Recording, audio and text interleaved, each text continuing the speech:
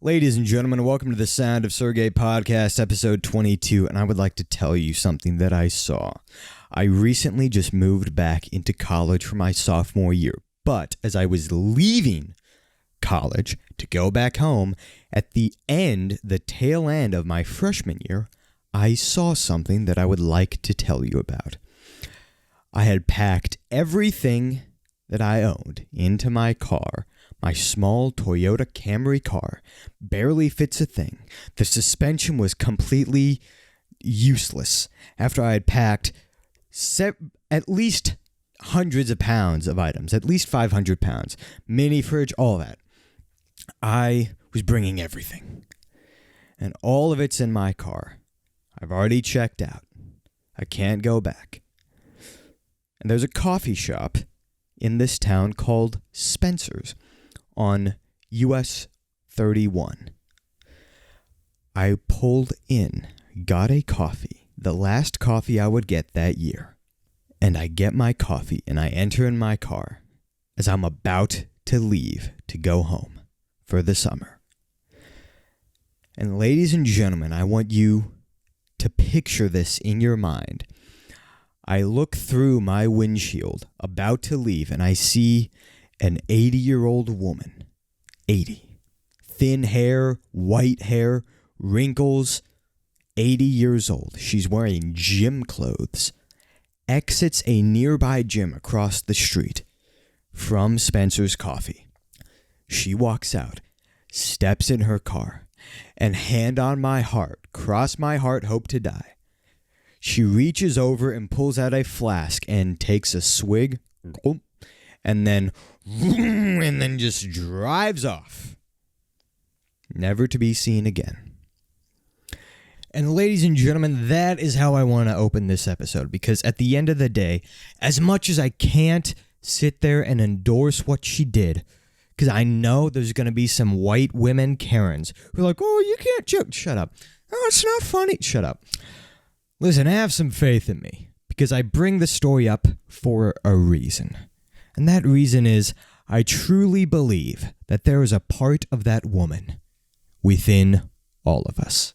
That woman, call her Carol, what's an old name? Mary Sue, I don't know. Whatever an 80-year-old woman's name from the South is. LeAnn, I don't even know. Let's just say LeAnn is wrong for drinking and driving after going to the gym at 80 years old and then driving away. But I want you to know that I believe deep down in my heart that there is a piece of LeAnn in every single one of us red-blooded Americans. There's a great Godzilla movie called Godzilla 2000 if you don't know. It's one of my favorites. I love it to death. In one of the last scenes, Godzilla is just decimating Tokyo, and then one of the characters goes, why does he keep attacking us? Why does he do it? And the main character looks off into the distance, and he said, maybe because there's a part of Godzilla inside each one of us. And then the movie ends. And like that movie, I believe there is a piece of this 80-year-old woman, LeAnn, inside each and every American who is listening to this podcast. We don't do it by drinking and driving. We don't do it by leaving the gym at 80 years old. Maybe we do it by going to Waffle House at 2 a.m. and thinking to ourselves, it's okay because I'm going with friends. Maybe we do that. Maybe we go on Tinder and claim it's quote-unquote just for fun. Maybe you do that. But there is a piece of that old woman in every single one of us. That being said, ladies and gentlemen, thank you for tuning in to the Sound of Sergey podcast, episode 22. It's been a while since I've recorded, and I'll tell you why. I was on summer break, and I got what people call a job. This is something that many of my listeners have heard of but have never gotten for themselves. What a job is, for people who don't know, is a place where you have to work so you can get money and not starve and die. Now that I've laid out that groundwork, I got a job during the summer, which meant that I did not have the time after delivering pizzas and destroying my car with the disgusting and rat sewage infrastructure that is the American South and the state of the United States right now.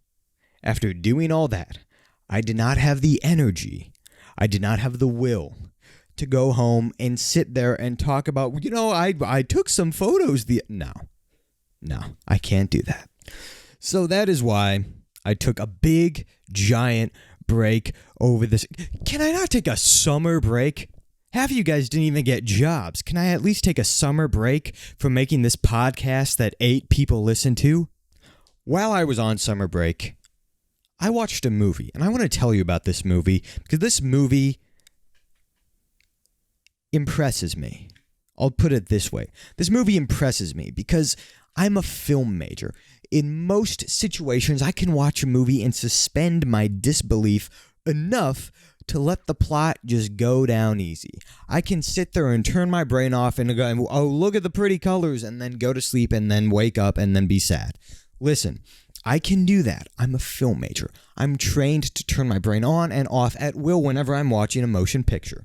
That is something I can do, but I just could not because there's something about this movie that is so dumb, that is so bad. I could not turn my brain off no matter what I did. I just couldn't do it. It wasn't in my wheelhouse to do that. During the summer, I got together with my friend Colton, I've talked about him, and my friend Gavin.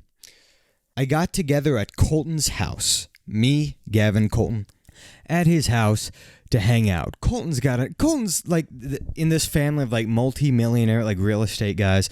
Like he's got a lot of money. He's got the house with the pool. He's got the nice house. He's got the nice pool. He's got the neon lights. He's got the popcorn machine. He's got the 4K TV. He's got the surround sound speakers. He's got the pool house. He's got the pool table. He's got the ping pong table. He's got Top Golf inside. He's got Chuck E. Cheese in his garage. So whenever us guys get together, we always want to get together at his house because we just want to sit there and enjoy the French benefits of our friend's wealth. We sit down and Gavin looks at us and goes, Colton, Sergey, I have a movie that is great that we should watch. Now, I do not trust Gavin's film selection abilities in the same way that he does not trust mine after I said that Halloween 3 is better than the original Halloween. So I was skeptical, but I had picked the film for enough times to where I think it's time that he had a turn. Now, I will never let Colton choose a movie. I just won't do it. Gavin will agree with me on this. Colton will not choose the movie. I let Gavin choose the movie, and I go, well, what movie should we watch tonight? We both ask this, and Gavin goes, it's a movie called The Taking of Deborah, Logan. What is that? And he goes, no, you'll just have to watch it. So we sit down and we watch this movie. This may have been one of the worst movies I've ever seen in my entire life. This movie was so dumb. This movie made no sense at all. These characters made the dumbest decisions I've ever made in my life. Let me tell you what happens. This movie's about 10 years old. So listen, if you're really worried about spoilers for this movie, here's what you need to do. You need to pause this podcast right now and then go into YouTube.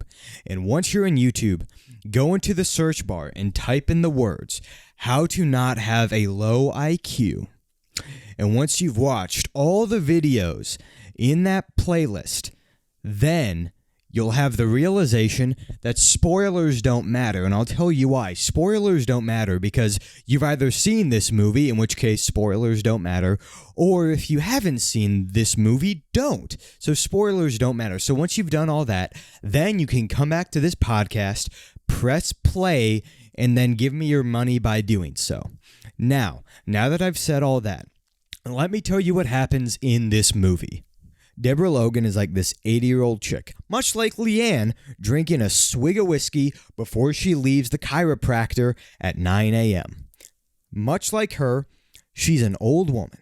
And so the framing device of this movie is that it's like a college film crew trying to make a documentary about a woman with Alzheimer's. Deborah Logan has Alzheimer's. She's cared for by her like 40-something daughter. And they're trying to make a documentary about her to see, hey, this is what it's like to live with Alzheimer's. They soon discover that she is a demon. They're like, Oh, she has Alzheimer's, which is why she is at 2 a.m. floating through walls and transfiguring herself through time and space in ways that are physically impossible because she has Alzheimer's. And one of the dudes, I have so much respect. I forgot the guy's name. I think his name is Juan or something. He's like a stereotype. He's like, nah, man, I ain't doing this. But then he just leaves, which is the smartest thing they ever did. Deborah Logan starts puking up dirt and worms. And they're like, sometimes Alzheimer's patients do this. And it's like, I don't think that's the diagnosis. Deborah Logan transfigures herself through a wall, through the ceiling, into the attic, strips naked, communicates in backwards Latin through a radio to the demon soul of a dead serial killer, whose soul then enters into Deborah Logan. And then after that, they say, we need to get her help. Now, again, this is a movie. Maybe I'm looking too much into this. I probably am. This is probably a movie for dumb teenagers to go waste money on the worst popcorn and make out with their girlfriends or their boyfriends in the very back while Deborah Logan screams and throws herself out a window and acts like Satan. That's probably what this movie is for, and they probably made like $80 million. So, you know what? More power to these filmmakers for making $1 billion out of a piece of garbage. I wish I could do that. I wish I could sit there behind this microphone and be like, or whatever, and then make $100 million. I can't do that because I'm not Joe Rogan. So more power to these filmmakers for making a bunch of money, but I just think it's dumb. I hand on my heart, you can watch this movie. There's a scene, it's incredible. It is incredible. Even my friends who didn't even care were like, yeah, that's stupid. There's a scene where Deborah Logan, possessed by the soul of Satan, kidnaps a child and then, I swear, takes her into a cave system. And then you see on the camera, Deborah Logan her jaw detaches like Shin Godzilla and then like envelops this child. And then they shine the lights and start shooting at her. And then she's like, oh, I can't literally eat this living child, the soul. I literally can't unlock my jaw and fit her in like a python swallowing a deer in one gulp. She can't do this, so Deborah Logan runs away, now knowing that she cannot consume a child in a sacrifice to Satan. And hand on my heart, the cop in that movie turns straight to the camera and deadpan says to that, we need to find a way to safely sedate her. After she has unlocked her jaw and consumed a child live, one bite, they're saying they need to sedate her so she can stand trial for the crime. But it's just like, sedate her safely. You should sedate her forever, but with a bullet. Because at that point, we were just like, just shoot this old lady and just kill this old lady. Just shoot her in the face and she'll die. That's what needs to happen, is to kill this old lady who is eating children because she's possessed by Satan. They wouldn't do it. And even at the end, they just couldn't. They couldn't just have the nerve to make a movie where the old possessed lady gets shot. They have to have it where they say a prayer to the Lord and they exorcise the demon and everyone's happy and whatever, and she goes off and and everything's fine, as if she didn't just like kill large swaths of innocent people. And I love Colton to death. I love him to death. He's one of my favorite people, one of my best friends in the whole world. But Colton, let's just say Colton, if you've seen the movie Nope, let's just say Colton was one of the people who was sad when Gordy the monkey died in Nope. He's one of those people. So he was during the movie all like, no, they should sedate her. They shouldn't destroy this demon that's killing people. That's the dumb movie of the week that I saw. The Taking of Deborah Logan. It is a piece of garbage that I recommend every single person on this planet watch so they can feel better about themselves. Because that's what you should do, really, is just look at things that are horrible or degrade other things until they are horrible, until you feel better about yourself. That is my mental health tip of the day. Anyway, I'm back in college. You guys do not understand how glad I am to be back in college. I have tears of joy. Not really. I am very happy to be back. It's a great campus. Love this campus. Got my classes, and I don't know if I should say this. Or how about this? I'll pose it as a question. So if anyone ever asks, I can just be like, I'm just asking a question. I'm just asking hypothetical. I'm not saying anything. I'll pose it as have you ever just had a hot teacher? You ever had a teacher who's just a solid 8? Like, she walks in the room and you're just like, yes. Again, this is just a hypothetical question. Not saying this is my experience this semester. I'm being very careful with my words. Are those not just the best situation, whether you're gay, straight, male, female, whatever, Russian, American, it doesn't matter. It's unifying. Everyone can unite over this. Is it just not a universally great thing? Like, I can't see the harm. I cannot see a single bit of harm that would come by having just a very attractive, hypothetical professor. I just can't think of anything, because I promise you, I guarantee you, that's how you solve the education crisis. I'm telling you right now. If you just, hey, Hooters workers, go into the classrooms, teach a class, every single student will make an A. Because there's a variety, and this is what's so unifying, there's a variety. There's different kinds of hot teachers. There's different kinds of teachers who are attractive. There's the MILF, pretty self-explanatory. There's also the teacher who looks so young, you think they could be a student, but they're there's the teacher who's so young, it's like, how do they have a course? There are people who are tenured professors for 60 years, gray hair, releasing new scientific equations. And then they give this like 24-year-old smoke show a class teaching them about physics. I mean, and that's one of the kinds. That's one of the kinds of hot teachers. So there's a variety. There's something for everyone. That's why we can reach everyone in this country. Everyone in the United States of America can benefit from a hot teacher. Everyone's talking about teachers are leaving. Get the hot people in to be teachers. Everyone's talking about, teachers are leaving the schools. Put the hot people in the schools.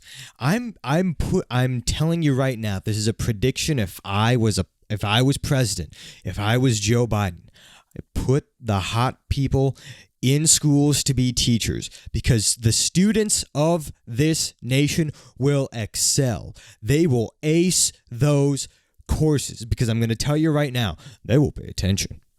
They will pay attention to the curriculum. I guarantee you that they will. I certainly would. I'd do my part. There's that classic movie called Stand and Deliver. I think it's called that. It's got these classic actors, and Edward James Olmos, he comes in. It's like one of those like white savior movies that they made in the 90s before they were like, let's not make these anymore. And it's like he just comes in, and it's this class of delinquents. They have like F's and everything, and he goes, I'm going to make you guys awesome and make you get A's and give us a bunch of money. And he does that. If you want to do that, I'm telling you right now, I'm willing to put my last 1,000 on the fact that if you get very attractive teachers, they could be male, they could be female, I don't care, whatever, there's something for everyone. If you get, and I don't think I'm out of line by saying this, I don't think I'm saying anything I don't think I'm proposing anything crazy here, because it's just put yourself in the mind of a student. Just use basic logic. If you've got the choice, you don't. But if you did have the choice, if your life was the Sims universe where you could choose everything down to a T, what would you rather have? Would you rather have the landlord from Kingpin as a professor? Would you rather have someone who looked like they worked at McDonald's before they started teaching? Would you rather have that? Or, if given the choice, would you rather have someone who looks like they could be on the cover of a magazine? Which one do you want? Just putting yourself in the mind of a student.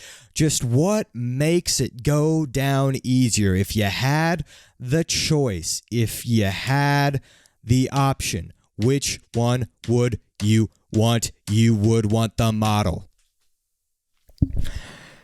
So that's what I'm saying.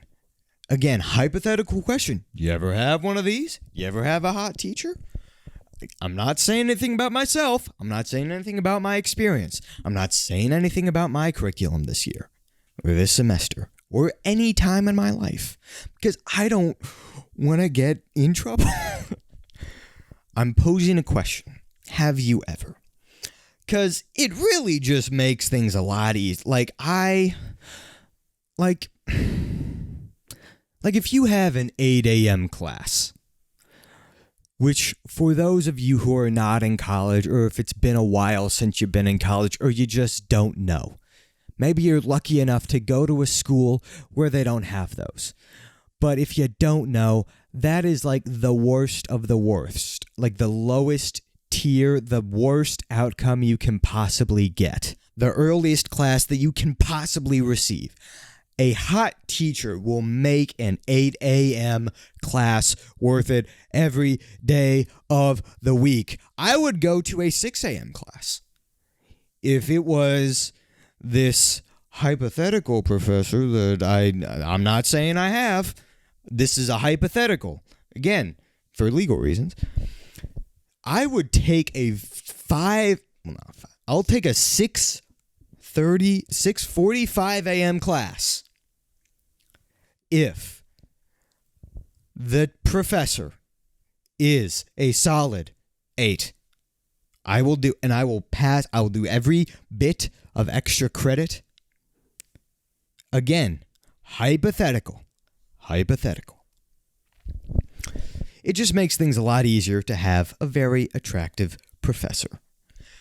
But not everything's fun and games when you move into college. Not everything. I told you about Colton and Gavin. I'm going to focus on Colton. Colton was telling me a story the other day that Colton moved in to one of the dorm halls. He got his room and he had a roommate. And he was telling me a story about how he angered his roommate on one of the first days of moving in. And so I was sitting there and I go, well, what happened? And Colton tells me this. Colton tells me that he moved in and one of the first days, his roommate, let's call the roommate Kevin. I promise you, the roommate's name was not Kevin. It was not. But let's just say the roommate's name was Kevin. Now, Kevin goes to Colton, and Kevin goes, hey, I am going to leave the room, and I'm probably not going to be back for about, a day. And Colton thinks, oh, that's kind of weird, but okay. And so Kevin leaves. And then Kevin does not come back, and it's not by the end of the day. So Colton goes, oh, okay, I'm trying to sleep. He hasn't come back yet. I'm trying to sleep, and he's got those LED strip lights that every college kid in this universe has because they have ADHD and they just can't sit there without, bright flashing colors in their eyes for 20 seconds. So he has those just like everyone else has those. And so Colton thinks to himself, I'm going to turn these off because they're making it hard for me to sleep and I need to go to sleep. So Colton turns off those lights. Perfectly reasonable to do because you're trying to sleep. Kevin comes back and sees that the lights are off.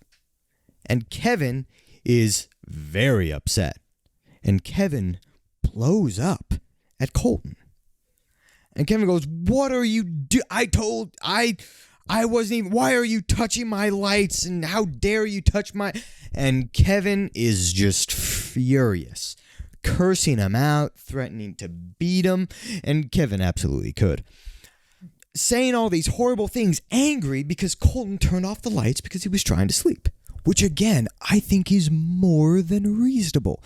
If your roommate left the radio on or the TV on and hadn't turned it off by the time you were trying to sleep and they were gone, would you not be fine if they turned the TV or the radio off by the time you came back?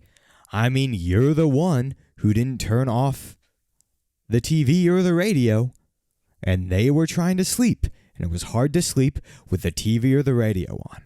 Same thing with the lights. A perfectly reasonable request. I can't turn the lights off? I can't turn the lights off?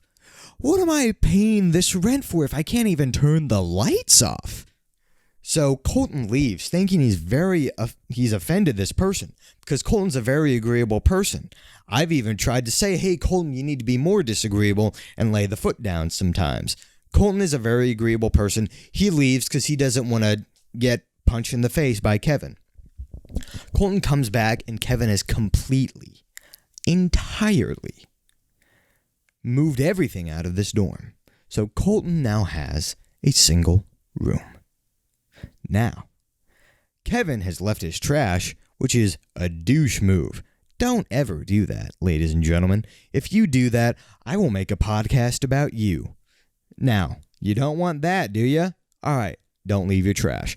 So, Kevin's moved out, Colton's on his own. Colton's telling me this, and he goes, "Well, I feel bad that this happened." And I look Colton straight in the face, and I go, "Why do you feel bad?"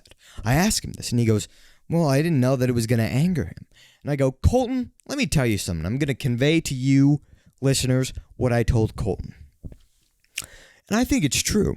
I'm not just speaking out of nowhere. I think I actually have a point here, which is unusual. Here's what it is. Mythbusters, a couple years ago on the TV show, wanted to test the myth was that if you leave a water heater on for too long, because the way water heaters work is they heat the water, but if you don't release the pressure, they're going to blow up. Now, the myth was, will the water heater blow up directly, straight up into the sky to where it, literally punches a circular hole through the ceiling? Now, it turned out that was true. And what I told him was, here's what you just did. You just set the water heater off while it was at 100 degrees. You just set the water heater off while it was at 100 degrees. And he goes, "What do you mean by that?" And I go, "I'll tell you. You were living with a hot water heater. To put it lightly, a hot water heater was sleeping, eating, living right next to you. And the hot water heater at some point was gonna explode. It was gonna explode. You can't do anything about it. It was gonna explode. Now, what you did is you set it off to explode while it was at 100 degrees Fahrenheit. And you might say, well, that's not good. Here's the benefit. You could have waited until it was at 400 degrees to explode, and then it would have blown through the roof, blown out the basement, blown out the ceiling, and exploded and landed in a playground and destroyed everything. You don't want that.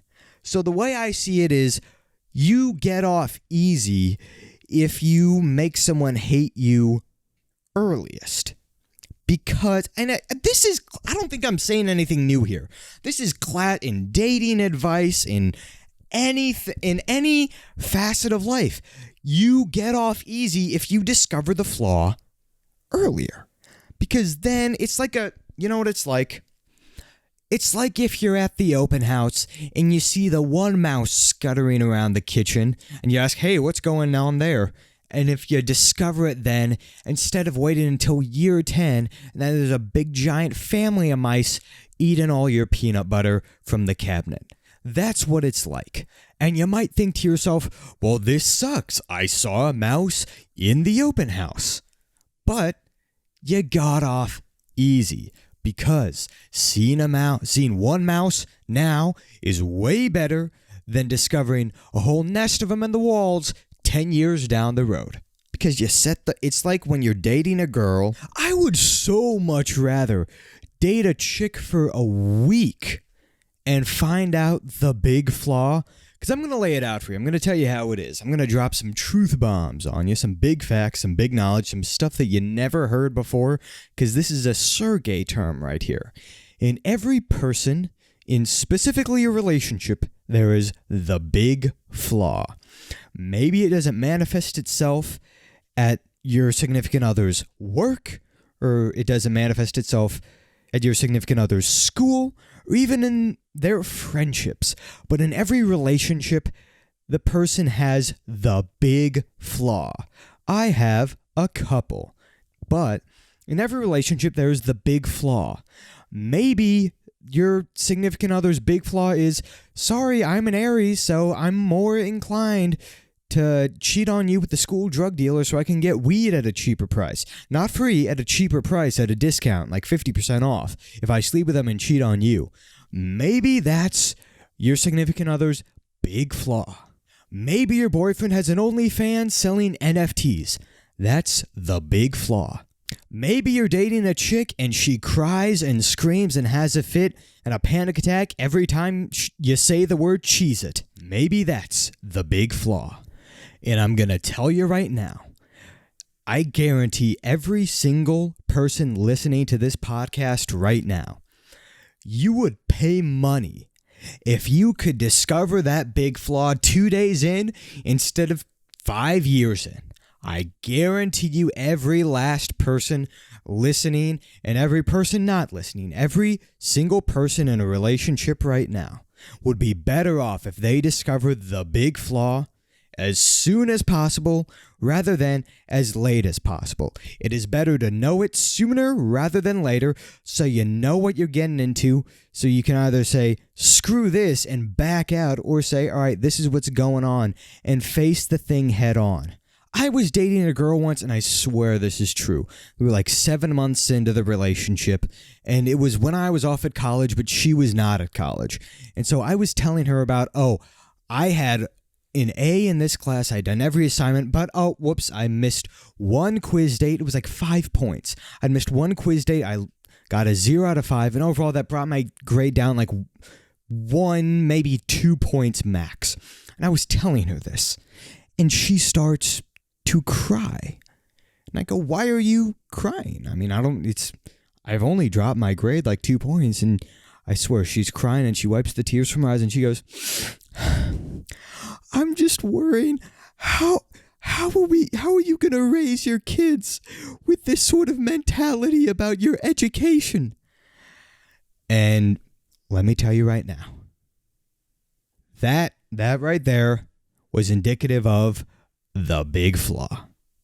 Now, I was at a disadvantage because I learned that 8 months in instead of 8 days in. I wish I would have learned that 8 days in, and it would have saved me all the time and trouble.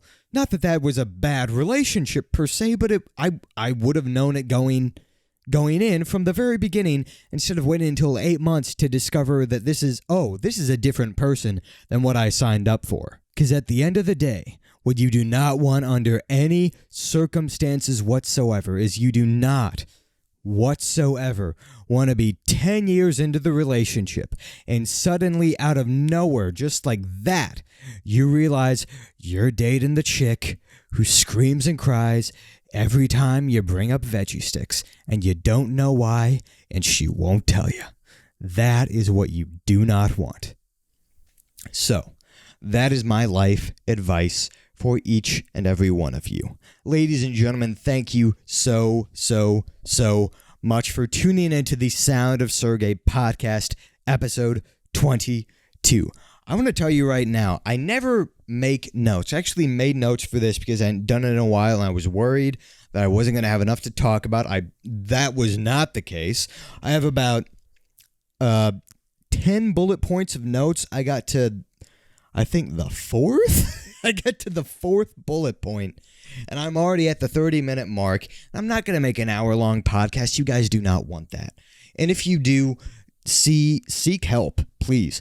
I've never had a big problem filling up 30 minutes with my loud voice speaking into this microphone through your car speaker, driving on the way to the job you hate, to the family you despise, to the girlfriend who you really want to break up with, but you're worried you don't have any other option, so you stay with her.